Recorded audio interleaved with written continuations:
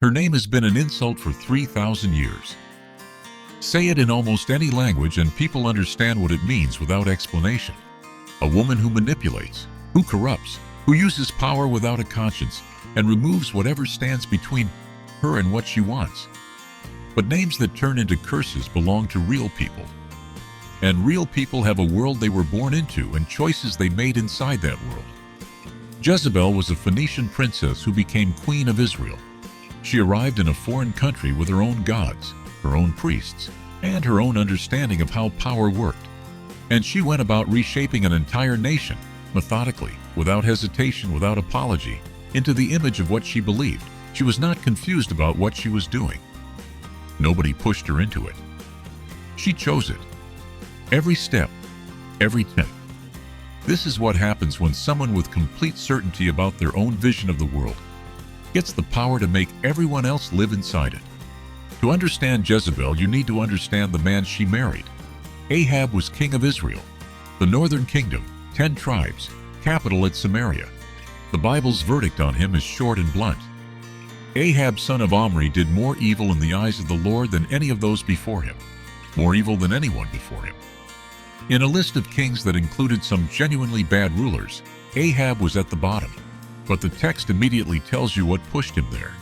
He considered it trivial to commit the sins of Jeroboam, and then he married Jezebel, daughter of Ethbaal, king of the Sidonians, and began to serve Baal and worship him. Considered it trivial. The corruption that had defined the northern kingdom for generations. Ahab looked at that and decided it was the floor, not the ceiling. Then he brought home a wife who had no floor at all. Jezebel came from Phoenicia, the coastal cities, Tyre, Sidon, wealthy trading centers, culturally powerful, deeply committed to the worship of Baal the storm god, and Asherah his consort. She did not arrive in Israel and practice her religion quietly. She came with an agenda. 450 prophets of Baal and 400 prophets of Asherah installed at the royal table, and a systematic campaign to find and kill every prophet of the Lord in Israel, one by one, wherever they could be located. This was not religious tolerance running the wrong direction. This was a replacement project, a deliberate attempt to remove the God of Israel from the national life of a nation called by his name. Ahab built a temple to Baal in Samaria, made an Asherah pole. The Bible says he did more to provoke God than every king of Israel before him. Behind all of it, organizing it, funding it, driving it, was Jezebel. God did not leave Israel without a witness. His name was Elijah, a Tishbite from Gilead, rough country east of the Jordan, nowhere near the centers of power. He enters the text with almost no introduction, the way things that matter sometimes arrive. He simply appears and speaks. He walked into Ahab's presence and told him there would be no rain in Israel until Elijah said otherwise. Then he was gone. God hid him. First at the Kerith ravine, fed by ravens. Then in Zarephath at a widow's house. 3 years of drought across the land while Jezebel hunted prophets and Ahab searched for Elijah, and the rain stayed away. 3 years. Then God told Elijah to go back. Ahab saw him coming. Is that you, you troubler of Israel? I have not troubled Israel. You and your family have. You abandoned the Lord's commands and followed the Baals. Then Elijah proposed something that had never been done before. Gather all Israel on Mount Carmel. Bring the 450 prophets of Baal and the 400 prophets of Asherah who eat at Jezebel's table. Mount Carmel, a long ridge above the plain of Jezreel, visible for miles. The whole nation watching. 2 bulls, 2 altars. The prophets of Baal call on their God. Elijah calls on his. Whoever answers with fire, that is God. The people standing silently between 2 options said nothing. Elijah said, if the Lord is God, follow him. If Baal is God, follow him. Not a word from the crowd. The prophets of Baal went first. They called from morning until noon. Nothing. They danced around the altar. Nothing. Elijah started mocking them. Shout louder. Maybe he is thinking. Maybe he is busy or traveling. Maybe he is asleep. They shouted louder. They cut themselves until the blood ran. They kept going until the time of the evening sacrifice. Nothing. No response. No one answered. No one paid attention. Elijah called the people over. He repaired the altar, 12 stones, one for each tribe, dug a trench, arranged the wood, cut the bull and laid it on the wood, and then did the thing that made no practical sense: fill 4 large jars with water and pour it in over the offering and the wood. Do it again. Do it a third time. Water ran down and filled the trench. Then he prayed, "Lord God of Abraham, Isaac, and Israel, let it be known today that you are God in Israel, that I am your servant, that I have done all this at your word. Answer me, so these people will know that you are turning their hearts back." Fire fell. It burned the sacrifice, the wood, the stones, the salt. It licked up every drop of water in the trench. The poplar fell on their faces. The Lord, He is God. The Lord, He is God. The 450 prophets of Baal were taken to the Kishon Valley and killed. Rain came. The drought was over. 3 years of Jezebel's program answered in one afternoon on a mountain with soaked wood and a prayer.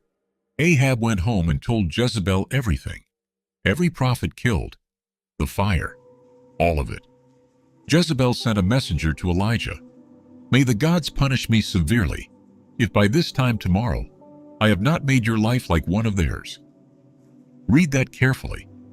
She had just heard that fire fell from the sky in response to Elijah's prayer. She knew 450 of her prophets were dead, and her response was to send a death threat by morning. This is the most consistent thing about Jezebel across the entire story. She was not afraid. Not of the fire, not of the God who sent it, not of the man who called it down. She took in everything that happened on that mountain and concluded, "I will kill him by tomorrow." Elijah ran, all the way to Beersheba, then a day into the wilderness. He sat under a broom tree and told God he had had enough. "Take my life. I am no better than my ancestors." The man who had just watched God consume a water-soaked altar with fire was asking to die under a bush because Jezebel had sent him a message. That is not weakness.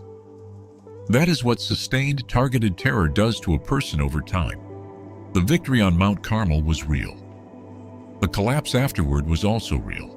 One woman with total power and no hesitation was enough to undo a prophet who had just seen the fire of God. God sent an angel. Twice. "Get up and eat. The journey is too long for you." He fed Elijah, gave him water, let him sleep, then sent him 40 days south to Horeb, the mountain of God, where he spoke to him not in wind or earthquake or fire, but in a quiet voice, and asked, "What are you doing here, Elijah?" Jezebel's threat had driven the greatest prophet in Israel to hide in a cave at the far end of the wilderness. That is the kind of power she had. Not because she was right, because she was willing to go further than most people ever will. Later, there was a vineyard. It belonged to Naboth the Jezreelite, right next to Ahab's palace in Jezreel. Ahab wanted it for a vegetable garden. He offered a fair trade, a better vineyard or the full price in silver. Naboth refused. "The Lord forbid that I should give up the inheritance of my ancestors." This was not stubbornness. Under Israelite law, ancestral land was not ordinary property. It was inheritance, identity, connection to the covenant and to the family line. Naboth had every legal and religious right to say no.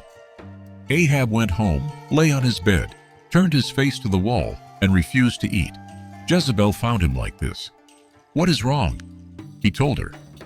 "I asked for Naboth's vineyard and he said no." Her response tells you everything. Is this how you act as king of Israel? Get up and eat. Cheer up. I will get you the vineyard.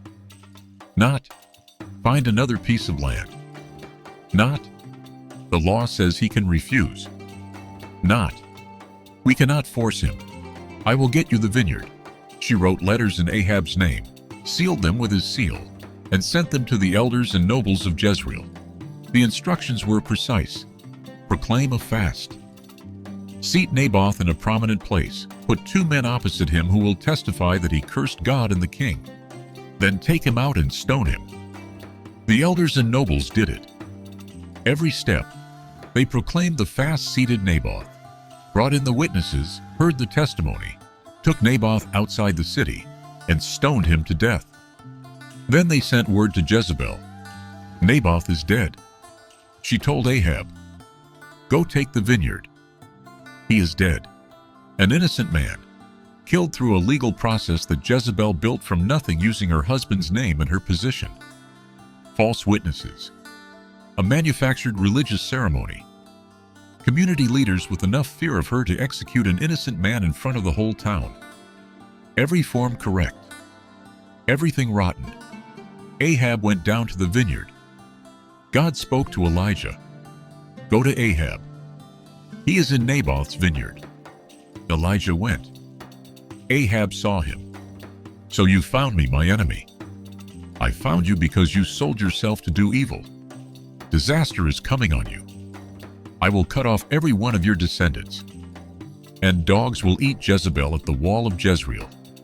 Specific, the wall of Jezreel, the city where Naboth died. Dogs. Ahab tore his clothes when he heard it. He put on sackcloth, fasted, went around quietly. And because of that, God delayed the judgment on his house until after his death. Not Jezebel's. Hers held. Ahab died in battle. An arrow found the one gap between the sections of his armor, and he bled out in his chariot as the sun went down. Dogs licked up his blood from the floor of the chariot. Years went by. His sons ruled. Then a military commander named Jehu received a word from a prophet. He was anointed king of Israel and given a specific task: destroy the house of Ahab. And he was told, "Dogs will eat Jezebel at Jezreel. No one will bury her." Jehu drove his chariot hard toward Jezreel. Word reached Jezebel that he was coming. She did something unexpected. She put on eye makeup. She arranged her hair. She went to an upstairs window and looked out. What she meant by it, the text does not say. Defiance, performance. A last attempt to make herself worth keeping alive. Nobody knows. The Bible just reckons what she did. She looked out and called down to him, "Have you come in peace, Zimri? You murderer of your master?" Zimri was a king who had killed his predecessor and lasted 7 days before being overthrown. She was not asking for mercy. She was throwing an insult at a man who had come to kill her. Jehu looked up. "Who is on my side?" 2 or 3 servants looked down at him from the window. "Throw her down." They threw her. Her blood hit the wall and the horses. Jehu drove over her with the chariot. He went inside and ate and drank, and then said, "Go and bury her." She was a king's daughter. They went out to bury her. They found only the skull, the feet, and the hands. The dogs had taken everything else. The word of Elijah, spoken years earlier in a vineyard, had come to pass exactly. At the wall of Jezreel. The dogs. 4 things stay with me. The first, power without conscience does not stop on its own. It has to be stopped. Jezebel did not begin with Naboth. She began with the prophets, then national religion, then one man's vineyard, then a death threat to the greatest prophet in Israel. Each step was available to her because the one before it had gone unanswered. Power that has learned it can do anything does not choose to stop. Something outside it has to.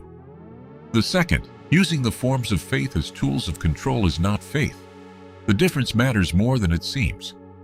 Jezebel organized a fast to frame and kill an innocent man. She used the structures of religious community, the gathering, the testimony, the formal procedure, as the machinery of murder. Every form was correct. Everything it was supposed to mean had been gutted and replaced. This is not only an ancient problem. The structure of religion can be kept intact while everything inside it has been swapped out for something else entirely. The third, the people who carry out what they know is wrong become part of it. The elders and nobles of Jezreel got Jezebel's letters. They understood what they were being asked to do. They did it anyway. Found the witnesses. Ran the proceeding. Sent back the confirmation. Each one made a choice, not to follow a law they believed in, but to do what the most dangerous person in the room required. Jezebel needed people willing to execute her instructions. She found them. That is always how it works.